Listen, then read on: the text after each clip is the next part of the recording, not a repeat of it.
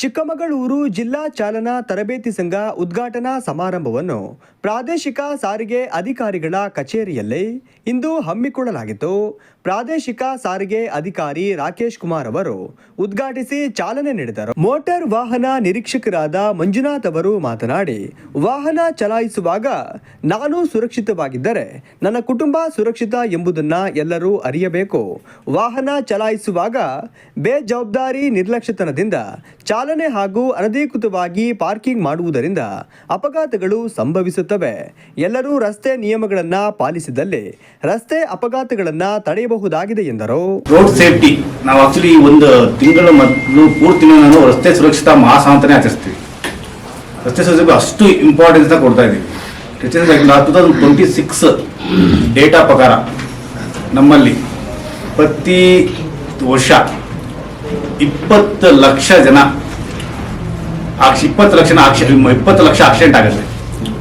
50 ಲಕ್ಷ ಜನ directly indirectly ಅದರಿಂದ suffer ಆಗ್ತಾರೆ. ಪ್ರತಿ ವರ್ಷ 6 ಲಕ್ಷ ಜನ ಆಕ್ಷನ್ ಒಂದರಿಂದಾನೇ ಒಂದು ವರ್ಷದಲ್ಲಿ 6 ಲಕ್ಷ ಜನ ಸಾಯ್ತಾರೆ. 50 ಲಕ್ಷ ಜನ, ಎಷ್ಟೋ ಜನ ಮನೆ ಮಠ ಕಳ್ಕೊಂತಾರೆ, ಎಷ್ಟೋ ಜನ ಫ್ಯಾಮಿಲಿ ಕಳ್ಕೊಂತಾರೆ.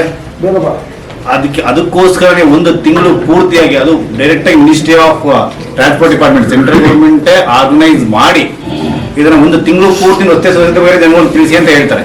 ಇಲ್ಲೆಲ್ಲ ಇದೀರಾ ಆಲ್ರೆಡಿ ಡ್ರೈವಿಂಗ್ ಕಲಿತು ಡಿಎಲ್ ಬಂದಿರೋ ತುಂಬಾ ಜನ ಇದ್ದೀರಾ. ಆಲ್ಮೋಸ್ಟ್ ಎಲ್ಲಾದ್ರೂ ಡಿಎಲ್ ಇದೆ ಅನ್ಬೋದು. ಇದೆಲ್ಲ ನಮ್ದು ಅದು ಮುಂಚೆ ನಮ್ಮ ತರಬೇತಿ ಸಂಸ್ಥೆಯವರುಗಳೇ ಈ ಪ್ರೋಗ್ರಾಮ್ ಅನ್ಕೊಂಡಿರೋದ್ರಿಂದ ಅವ್ರಿಗೊಂದು ಕಿವಿ ಮಾತು ಹೇಳಕ್ ಬರ್ತೀನಿ ಇಷ್ಟಪಡ್ತೀನಿ.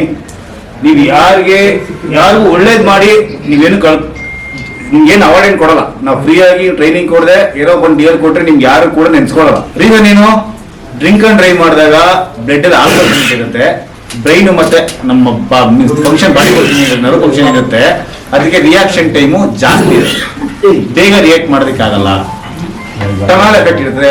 ಮತ್ತೆ ಆಲ್ಕೋಹಾಲ್ ಹಿಡಿದಾಗ ಮ್ಯಾಕ್ಸಿಮಮ್ ಸ್ಪೀಡ್ ಜಾಸ್ತಿ ಮಾಡ್ಲಿ ಅಂತಾನೆ ಹೇಳುತ್ತೆ ನಮ್ಮ ಬಾಡಿ, ಕಮ್ಮಿ ಮಾಡಕ್ ಹೇಳಲ್ಲ. ನಾವು ಆಲ್ಕೋಹಾಲ್ ತಗೊಳ್ಳೋದು ಇದನ್ನೇ ಅಲ್ವಾ, ಆಲ್ಕೋಹಾಲ್ ತಗೊಳ್ಳೋದು ಇದನ್ನೇ ಅದೇನು ಹೇಳಿ ಏನಾದ್ರು ಜಾಸ್ತಿ ಡೆವಲಪ್ ಆಗ್ಬೇಕು ಅಂತ ಏನಾದ್ರು ಜಾಸ್ತಿ ಏನ್ ಮಾಡ್ತೀವಿ, ಹೈ ಸ್ಪೀಡಲ್ಲೇ ಹೋಗುತ್ತೆ body. So drink and drive ಮಾಡ್ಬಿಡಿ ಅಂತ ಹೇಳಿ ನೀವು ಯಾರು ಕೂಡ ಡ್ರಿಂಕ್ ಅಂಡ್ ಡ್ರೈವ್ ಮಾಡಬೇಡಿ. ಪ್ರಧಾನ ಕಾರ್ಯದರ್ಶಿ ಸುರೇಶ್ ಅವರು ಮಾತನಾಡಿ, ಅವಸರದಿಂದ ಹಾಗೂ ಅಜಾಗರೂಕತೆಯಿಂದ ವಾಹನ ಚಾಲನೆ ಅಪಾಯಕಾರಿಯಾಗಿದೆ. ದ್ವಿಚಕ್ರ ವಾಹನ ಅಪಘಾತದಲ್ಲಿ ತಲೆಗೆ ಪೆಟ್ಟು ಬೀಳುವುದು ಸಾಮಾನ್ಯ. ಇದರಿಂದ ಜೀವ ಕಳೆದುಕೊಳ್ಳುವ ಸಾಧ್ಯತೆ ಹೆಚ್ಚು. ಆದ್ದರಿಂದ ಹೆಲ್ಮೆಟ್ ಧರಿಸುವುದು ಕಡ್ಡಾಯ. ಕಾರು ಚಾಲಕರು ಸಹ ಸೀಟ್ ಬೆಲ್ಟ್ ಕಡ್ಡಾಯವಾಗಿ ಧರಿಸಬೇಕು ಎಂದರು. ಬೆಂಗಳೂರಲ್ಲಿ ತುಂಬಾ ಡ್ರೈವಿಂಗ್ ಸ್ಕೂಲ್ಗಳು ತುಂಬಾ ವರ್ಷಗಳಿಂದ ಇತ್ತು. ಈ ದಿನ ಎಲ್ಲಾ ಡ್ರೈವಿಂಗ್ ಸ್ಕೂಲ್ನ ಮಾಲೀಕರು ಹಾಗೂ ಪ್ರಾಂಶುಪಾಲಕರುಗಳೆಲ್ಲ ಒಗ್ಗಟ್ಟಾಗಿ ನಮ್ದು ಒಂದು ಸಂಘ ಇರಬೇಕು. ಆ ಸಂಘದಿಂದ ನಾವು ಸಾರ್ವಜನಿಕರಿಗೆ, ನಮ್ಮ ಚಿಕ್ಕಮಗಳೂರಿನ ಸಾರ್ವಜನಿಕರಿಗೆ ಉತ್ತಮವಾದ ಸೇವೆ ಕೊಡಬೇಕು. ಸಂಘದಲ್ಲೆಲ್ಲ ಒಗ್ಗಟ್ಟಾಗಿದ್ರೆ ನಾವು ಉತ್ತಮ ಸೇವೆ ಕೊಡಲಿಕ್ಕೆ ಸಾಧ್ಯ ಅಂತ ತೀರ್ಮಾನಿಸಿದ್ದು ನಮ್ಮ ಡ್ರೈವಿಂಗ್ ಸ್ಕೂಲ್ನ ಮಾಲೀಕರು ಪ್ರಾಂಶುಪಾಲಕರು ಒಗ್ಗಟ್ಟಿನಿಂದ ಒಂದು ನೇಮ್ ಕೂಡ ಒಂದು ಹೆಸರನ್ನ ತೀರ್ಮಾನ ಮಾಡಿದ್ರು.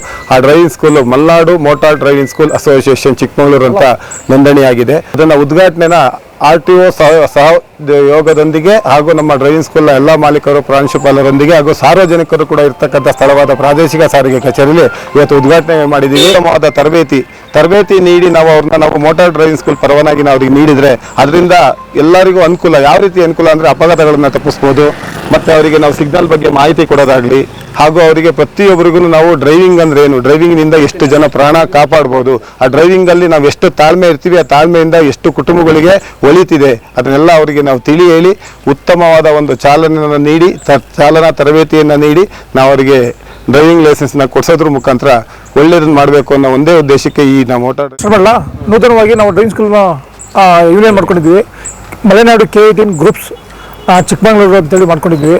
ನಾವು ಮುಂದೆ ಎಲ್ಲ ಜನ ಪಬ್ಲಿಕ್ಸಿಗೆಲ್ಲ ಒಳ್ಳೆ ಸರ್ವಿಸ್ ಕೊಡ್ತೀವಿ. ಆಮೇಲೆ ನಮಗೆ ಒಳ್ಳೆ ಅಧಿಕಾರಿ RTO ರಾಕೇಶ್ ಅವರು ಮತ್ತು ಇನ್ಸ್ಪೆಕ್ಟರ್ಗಳು ಎಲ್ಲ ಒಳ್ಳೆ ಸ್ಟಾಫ್ ಸಿಕ್ಕಿದೆ. ನಮಗೆಲ್ಲ ಸಹಕರಿಸ್ತಾರೆ ಅಂತ ಹೇಳಿದ್ದಾರೆ. ಮುಂದೆ ನಾವು ಪಬ್ಲಿಕ್ಸ್ಗೆ ಒಂದು ಬಾರಿ ಒಳ್ಳೇದು ಮಾಡ್ತೀವಿ.